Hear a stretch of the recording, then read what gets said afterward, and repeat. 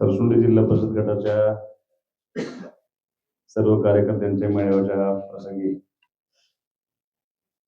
या ठिकाणी उपस्थित ज्यांनी आता आपलं मनोगत व्यक्त केलं ते आपल्या सर्वांचे नेते माझे वडील बंधू आदरणीय अध्यक्ष कार्यक्रमासाठी उपस्थित असलेले आणि मला वाटतं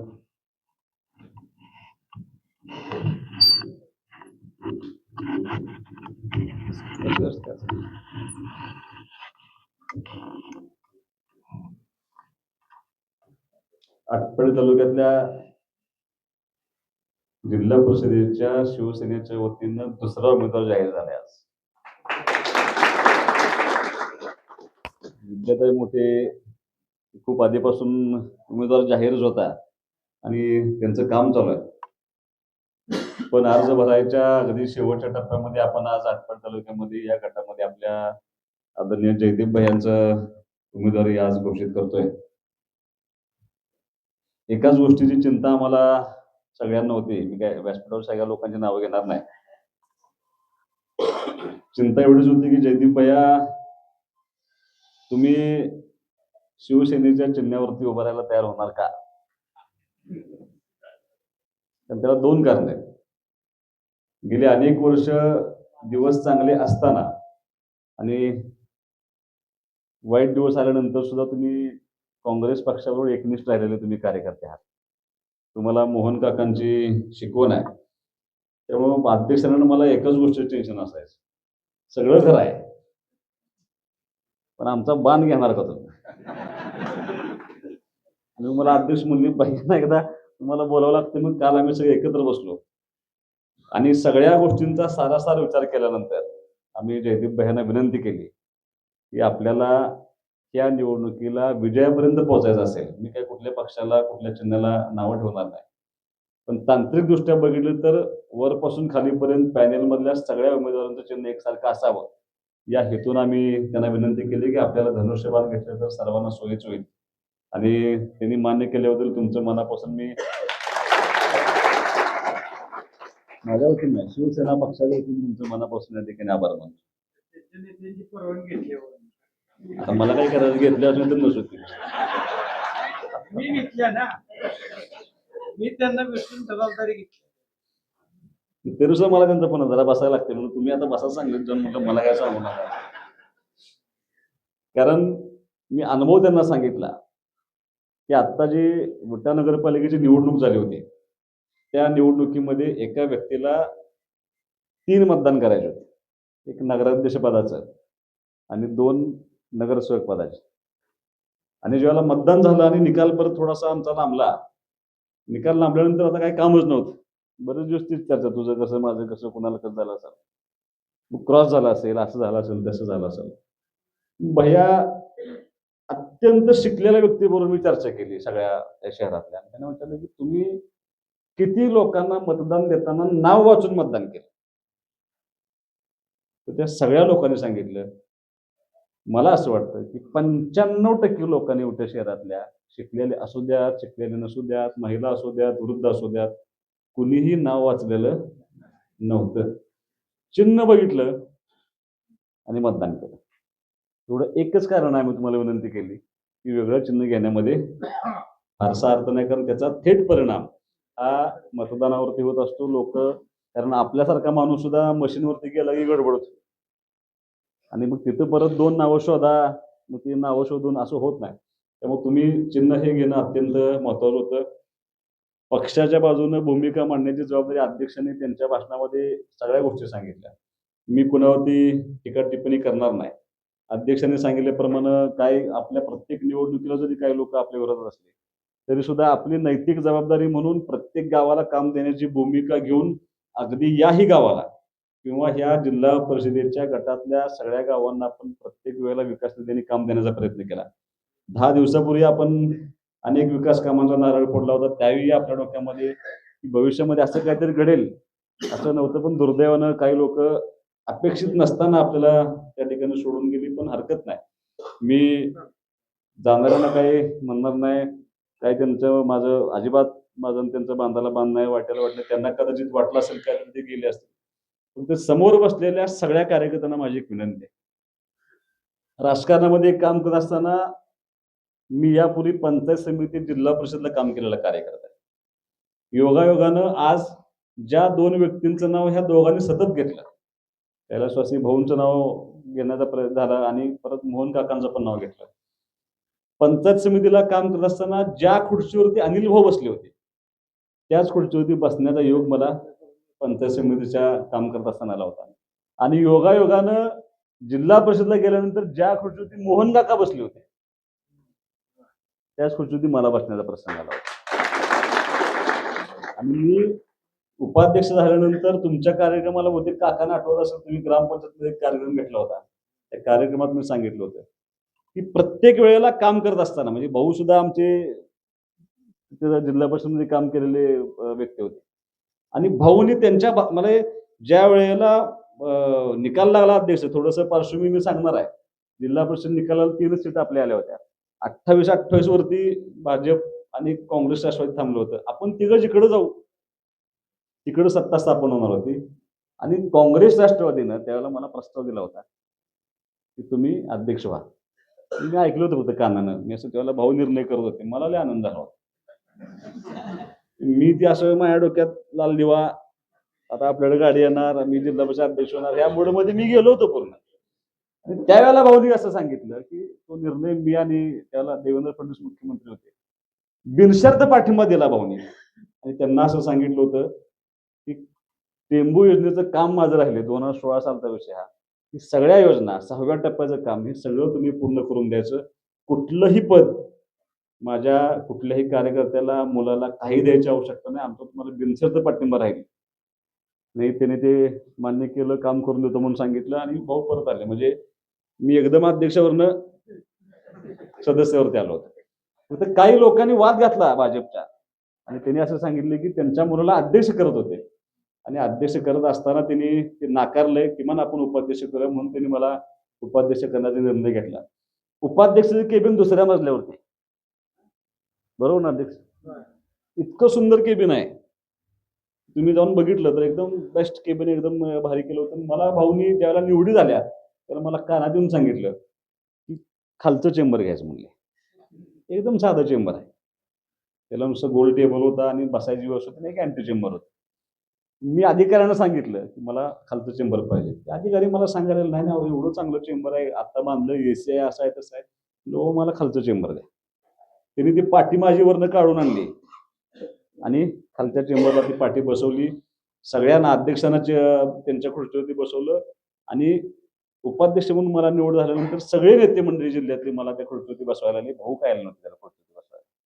मला ते औपचारिकरित्या त्यांनी खुर्चीवर बसवलं, सत्कार केला, निघून गेले. सगळी लोक गेल्यानंतर मला भाऊ तिथे भेटायला आले, सत्कार करायला आले नव्हते. भाऊंचा स्वभाव काय मला माहित होता, त्यांनी कधीच सत्कार केला नाही. पण त्यांनी खुर्चीजवळ, मी उठून उभा राहिलो, आणि खुर्चीजवळ आल्यानंतर त्यांनी एकच गोष्ट सांगितली की या ठिकाणी काम करत असताना, निर्णय करत असताना, सही करत असताना एका गोष्टीचं भान आयुष्यभर ठेवा की आपला बाप या खुर्चीवरती बसला होता. भाऊ त्या चेंबरला बसायचं, म्हणून मला त्यांनी त्या चेंबरला आणलं होतं. हे सांगण्याची पार्श्वभूमी एवढंच आहे की त्याच्यानंतर प्रत्येक वेळा निर्णय घेत असताना त्या गोष्टीचं भान, जबाबदारी ठेवून आम्ही निर्णय करण्याचा प्रयत्न केला होता. तुम्हाला सगळ्या आठवड्यातील लोकांना माझी एक विनंती, भाऊंच्या पश्चात तुम्ही मला एक संधी दिली, आणि त्या संधीचं अत्यंत चांगल्या पद्धतीनं काम करण्याचा आम्ही प्रयत्न करतो, अत्यंत प्रामाणिक काम करण्याचा आम्ही प्रयत्न करतो. आता जरा भीती वाटायला, अध्यक्ष म्हटले की जो मनापासून काम करतोय, जो प्रामाणिक काम करतोय,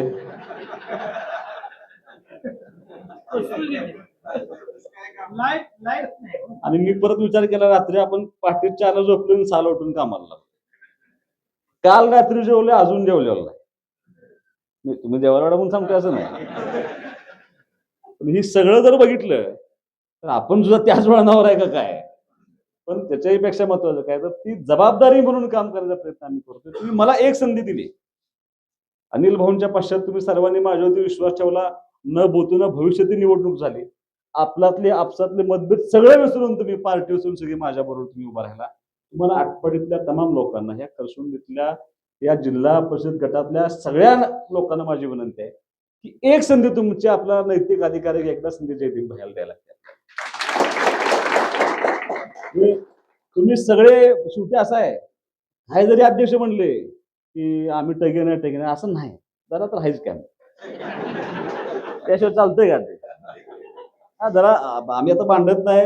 अगदी काल सुद्धा सांगितलं की कालच्या आमच्या भाषणात सगळ्यांनी सांगितलं की आता त्याला फोन आहे, पाय मोडतो म्हटलं. आपण काय पाय मोडतो ह्याला थांबवू शकत नाही. जास्तीत जास्त काय करू शकतो? खूप पाय मोडत असतील तर पाय दुरुस्त करायला दवाखाना आपण तिथं काढू म्हणजे जिल्हा परिषदेच्या वतीने. ह्याच्यापेक्षा एवढं काय आणि गोड बोलून संपवा म्हणलं ना तसं.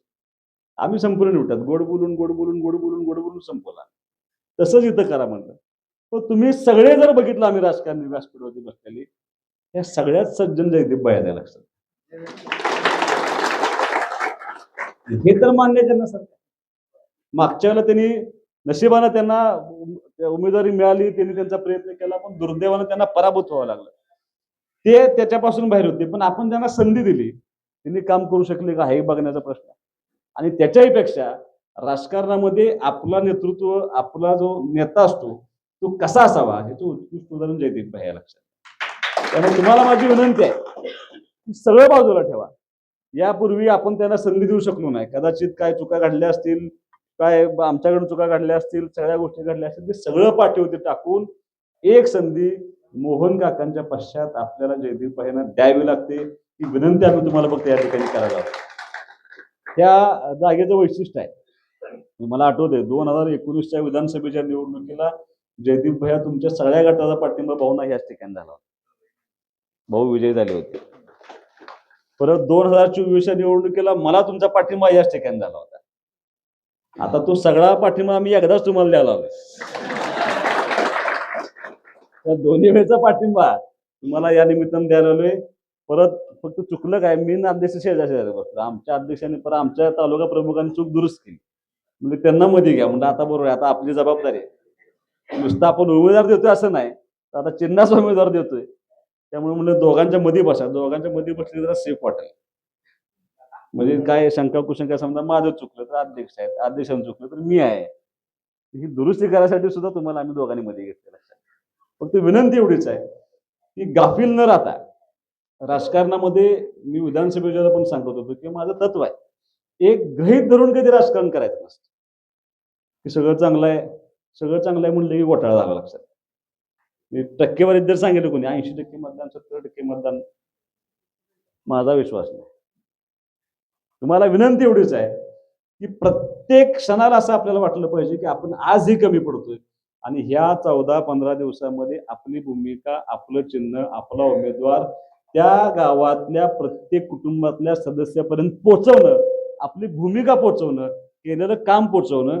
निश्चितपणे जर आपण ह्या सगळ्या लोकांनी एवढे 14-15 दिवस जर थोडा वेळ जयदीप भैयांसाठी काढला, दोन्ही पंचायत समितीच्या उमेदवारांसाठी जर आपण वेळ काढला, तर मला खात्री आहे या वेळेला तुमच्याला या जिल्हा परिषद गटामध्ये तुम्हाला कोणी पराभूत करू शकत नाही, एवढा आत्मविश्वास मात्र माझ्याकडे शंभर आहे.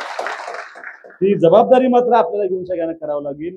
पंचायत समितीचे उमेदवार तुमचे ठरल्यानंतर जयदीप भाई फक्त विनंती एवढीच आहे, तुम्ही उद्या अर्ज भरताय, तुम्हाला आमच्या सर्वांच्या वतीने मनापासून शुभेच्छा आहेत. फक्त एक सांगतो तुम्हाला भैया, तुम्ही फार शांत आहे. ती शांत स्वभावात असू द्या, कष्टात फक्त नको आहे ना. माझं असं मत आहे, तुम्हाला पेलतंय का बघा, काय फार भाषणानं परिणाम होत नसतो माणसांच्यावर. माणसानं भेटणं खूप महत्वाचं असतं. तुम्हाला शक्य असेल तर ह्या जिल्हा परिषद गटातल्या प्रत्येक गावामध्ये तुम्हाला घरटूवर करता आलं, प्रयत्न करा. कारण शेवटी असं आहे, मुलगा म्हणून सांगा आणि दर्शन घेऊन. हा नुसतं जाऊन पाया पडून मी पंचायत समितीला घरटूवर केले, जिल्ह्यात सगळ्या जास्त मतांनी निवडून आलो. मी जिल्हा परिषदला 21 गावामध्ये घरटूवर गेलो होतो. माझ्या जिल्हा परिषदच्या निवडणुकीला कधीही सभा झाली नाही, कुठेही कोपरा सभा झाली नाही. सकाळी 7ला चालू, रात्री 11ला बंद चालायचं. सकाळी सुरुवात करताना 200 असायचं, रात्री 2च असायचं आम्ही कोणतं. फक्त माहिती असलेला माणूस एक असला नाही, ही घर अमुका एवढं असलं की भास झालं. काय गर्दी लागत नाही, काय लागत नाही, काय पॉम्पलेट वाटायला बघते एक माणूस आपल्यावर ठेवायचा. पण जर तुम्ही पोचू शकला तर ती पोचणे कष्टाची जबाबदारी मात्र भैया तुमची आहे. आमचं काय शेवटी तुम्हाला कार्यकर्त्यांना विनंती आहे, मी एक सभा करून आम्ही दोघं अध्यक्षांनी मी निघून जाईन आणि एकदा येईन, दुसऱ्यांदा येईन, त्याच्यापेक्षा जास्त आम्हाला येता येणार नाही. ती जबाबदारी त्या गावातल्या प्रत्येक कार्यकर्त्याला घ्यावं लागेल. की आपणच उमेदवार आहे आणि आपला उमेदवार त्या घरावर पोहोचायला पाहिजे ही जबाबदारी प्रत्येकाची आहे. जसं माझ्या निवडणुकीला झालं तशी निवडणूक तुम्ही जयदीप भैयांसाठी आणि पंचायत समितीच्या दोन्ही उमेदवारांसाठी करावी एवढीच अपेक्षा फक्त मी या ठिकाणी व्यक्त करायला आलोय. मी टीका टिप्पणी अजिबात करणार नाही. काल आमच्या एक मेळावा त्या ठिकाणी झाला होता जयदीप भैया. आमच्या कुणी भाषण केलं होतं? 108 कामं शोधून काढलेली. पिंपरीमध्ये नितीननं आमच्या भाषण केलं होतं. पिंपरीतल्या नितीन कदमनं भाषण केलं. त्यानं भाषणात असं सांगितलं की नगरपंचायतला नगराध्यक्ष पदाचा पराभव झाल्यानंतर रागापोटी काय केलं तर त्यानं पिंपरीमध्ये झालेल्या कामांची यादी काढली. आपल्या पार्टी मार्फत झालेली 108 कामं काढली त्यानं त्या 10 वर्षात. आणि मी त्यांना उलटा प्रश्न विचारला, 10 वर्षात पलीकडच्या पार्टीकडनं काय झालंय? म्हणला एकही काम झालं. तरी सुद्धा म्हणलं आपल्याला असं परत त्यानं काय काय सांगितलं आम्हाला, आता हे जर खरं सांगायला नाही पाहिजे. मी बारसं असलं आपलीच पार्टी, लग्न असलं आपलीच पार्टी, कसलाही प्रसंग असला आपलीच पार्टी, दुःखद प्रसंग असला तर मातीला आपलीच पार्टी. मग ही जी भांडत होता त्याच्याबरोबर काय केलं तुमच्या पार्टीनं? त्या गावामध्ये पद्धत अशी आहे की माती दिवशी कुठला नेता आलाय हे बघायला व्हिडिओ शूटिंग करते पोरं. ते आम्हाला काल कळलं. आणि जो भांडत होता त्यांच्या कुटुंबामध्ये दुःखद घटना घडल्यानंतर त्या मातीला फक्त अध्यक्षच गेले होते. 2 मातीला अध्यक्ष गेले होते त्यांच्या घरातल्या. की त्यानं व्हिडिओ शूटिंग दाखवल्यावर त्यानं सांगितलं की बरोबर आहे तुझं, मी तुमच्या पार्टीतून ते काल कार्यक्रमाला आपल्या आला होता. आता विनंती कार्यकर्त्यांना, आता आमची जबाबदारी संपली. आम्ही बारशाला आहे, मैताला आहे, लग्नाला आहे, सगळ्याला आहे. आता डोळा जेवायलाच फक्त आम्हाला बोलवत नाही जेवायला. आता त्यातलं पण चालू झालं, वहिनीनं पाठवून द्या म्हणून सांगतो. आम्ही देतोय पाठवून. कामाला प्रत्येक गोष्टीला आपण आहे. आता फक्त आम्ही इथपर्यंत येतोय, कामं करतोय, हे पोचवणं मात्र आपल्याला कार्यकर्त्यांना घेऊन करावं लागेल. एवढं सोपं निवडणूक कधीही नसती. गाफील न राहता आपल्याला प्रत्येक गावामध्ये आपलं काम आणि उमेदवार पोचवण्याची जबाबदारी कार्यकर्त्यांनी करावी एवढीच फक्त विनंती मी तुम्हाला करायला. जयदीप भैया, तुम्हाला संपूर्ण बाबर कुटुंबाच्या वतीनं, त्या विधानसभा मतदारसंघाच्या वतीनं, त्या तालुक्याच्या वतीनं, त्या जिल्हा परिषद गटाच्या वतीनं तुम्हाला उद्या अर्ज भरायला मनापासून शुभेच्छा. फक्त आज ही मनामध्ये सल आहे की मोहन काकांच्या नंतर ह्या कुटुंबाला वाऱ्यावर सोडणारे आपण नाहीत. एकदा दाखवून द्यायची वेळ आपल्याला आली. एका चांगल्या कुटुंबातल्या मुलाला, जो सज्जन आहे, जो प्रामाणिकपणे काम करू शकतो, त्याची त्या जिल्हा परिषदेमध्ये कसलीही चुकीची अपेक्षा नाही, असा माणूस एकदा त्या जिल्हा परिषदेमध्ये जाणं आवश्यक आहे. ती संधी तुम्ही सर्वांनी द्यावी एवढी विनंती तुम्हाला या ठिकाणी करायला हवी. तुम्ही सर्वांनी करावी. आणि थोडंसं आता आमचे आहेत ती लोक धनुष्य बांधायला आमच्या काही अडचण नाही, पण काही लोक तुमची जुनी आहेत त्यांनाही विनंती आहे, काळानुरूप बदलणं खूप आवश्यक असतं. तो बदल जसा आम्ही उट्यात केलाय तसा बदल एकदा आटपाडी पंचायत समिती आणि आटपाडी जिल्हा परिषदेमध्ये तुम्ही करा. आणि तो बदल करण्यासाठी आपण फक्त चिन्ह बदलले. आम्ही तुम्हाला बाकी कसलेही परिश्रम तुमचं नाही, पण त्या चिन्हावरती असावं म्हणून आम्ही जयदीप भाईंनी विनंती केली होती. तुमचा प्रचंड म्हणजे तुमच्या बाबतीत त्यांना प्रचंड आदर आहे. त्या आदराच्या भीतीपोटी ते स्पष्ट आम्हाला सांगितलं की मी लोकांना विचारल्याशिवाय हा निर्णय करू शकत नाही. म्हणून आम्ही तुम्हाला विनंती करायला लागलोय की त्यांना एक संधी तुम्ही सर्वांनी द्यावी अशी विनंती करून थांबतो. जय हिंद, जय महाराष्ट्र.